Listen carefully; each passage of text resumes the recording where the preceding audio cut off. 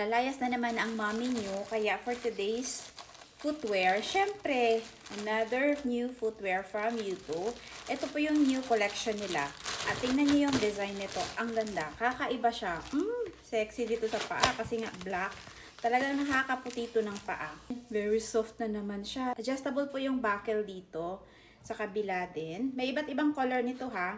Tapos yung size na kinuha ko, 36, 37 kasi 36 yung paa ko. Ngayon lang ako nakakita ng ganito, oh, may pa XX. Very soft yan, oh. Tingnan nyo yan, oh. Sinuot ko kahapon din, ang lambot. Pareho sila nito. Tingnan nyo yan. Ang ganda sa paa, napaka-comfy.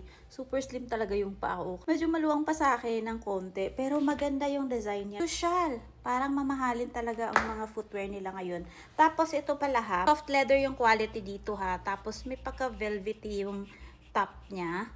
Mga Birkin style na talaga yung uso ngayon. Ganda!